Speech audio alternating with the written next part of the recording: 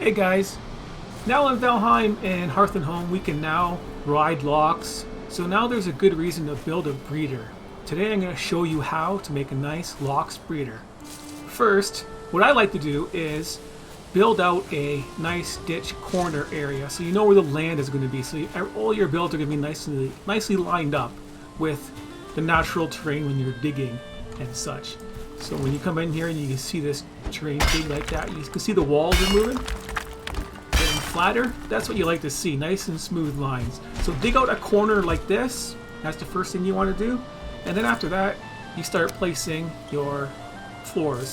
This is to get a foundation on where exactly you want to raise the land.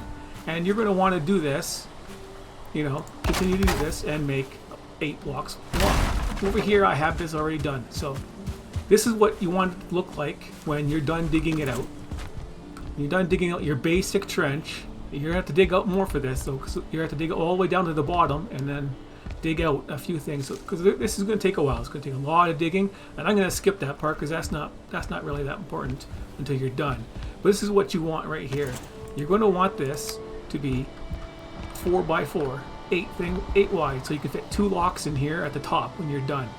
So after you got this part done, you destroy all this stuff here, right? Then you go and you raise the land. You just sit there and you raise the land up all the way to the highest you can raise it, and then you level it out. Once you're done leveling it out and raised up, it should look like this over here. After that's done, you're going to want to start building, your stairways up there to get up there. So yeah, see, once it's done up here, you can lay down your floors again to make sure you have a nice, clean 4 by 2 area to fit your lox. After that's done, you got to start building. So grab your core wood and start making the big poles, and you just stick them all in the corners. Except that corner. You stick them in the corners, except for this last corner here, because no, including this last corner. That's the next step up. Now we have to get up higher and do another one. So I'll just build a little staircase, get on top of it, do that, and then start lining them up. Build it 2 high of the 4-meter poles, and on this last one here, you want to do just a 2-meter pole. Now you want to go sideways and connect them like that. And once they're connected like that, I did mine one extra higher because my ramp was off by a bit. I did that first. So what I did is I did that, put it on top there, and it also makes it look a little bit neater. So once that's done, you don't need that there anymore. You can replace it with a full 4-meter pole. And this is for your foundation. You don't really need anything else other than that lined up, because we're just going to build floors here. So we'll just stick that there, and then we'll go up and then we'll try and build our floors up there. Or I can do it right here. Oh, that works.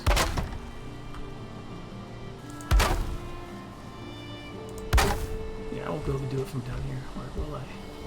I will. This is our floor. That is where the lox are going to be, and we no longer need this ladder if we can click on it. And you don't need these poles connecting across anymore. Those things will stick out and be rounded, and they'll make it so the lox have a harder time falling off the end. And the floor is quite stable with just the pole sticking out like this. So now that we got the floor done, go back to the 4-meter poles again and go even higher, except for the last one.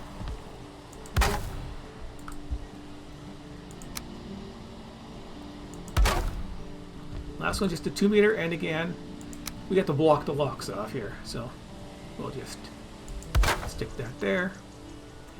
This is high enough that the lox cannot walk through it, and big enough that the babies will just run right through there. Actually, no, you just Make sure you go down one too on this one here, just to be sure they don't fall through the floor. Get in there. Do that. Just make your life simple. And you destroy that again. So you can have some building integrity. Now that's there. Go across.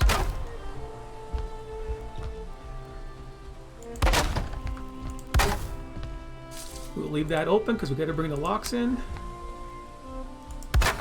Now we got to block off the top too, because they like to jump on top of each other and try and get out. So you need another row on top of here.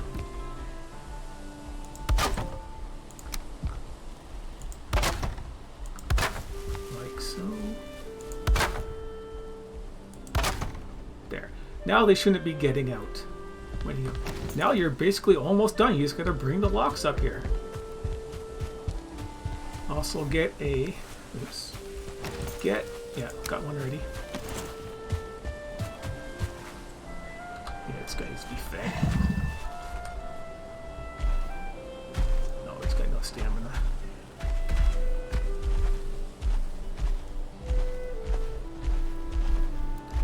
Just simple as ride your locks up, put them in,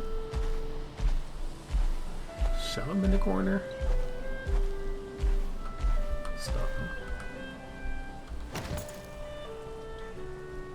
And put this temporary one in here. I don't have a workbench. That's bull crap.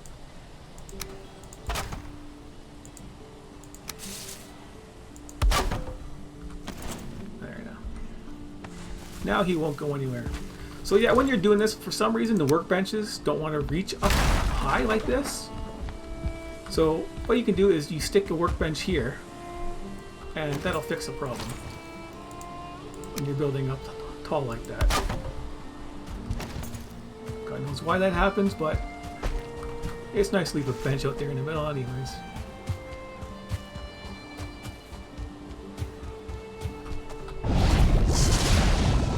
That's the wrong button.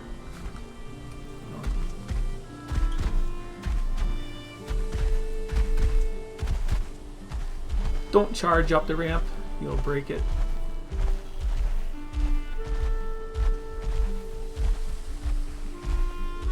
Now that he's up here, turn him, stop moving.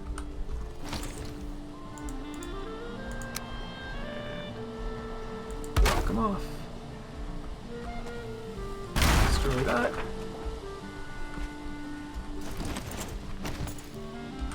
And that's it, you're done.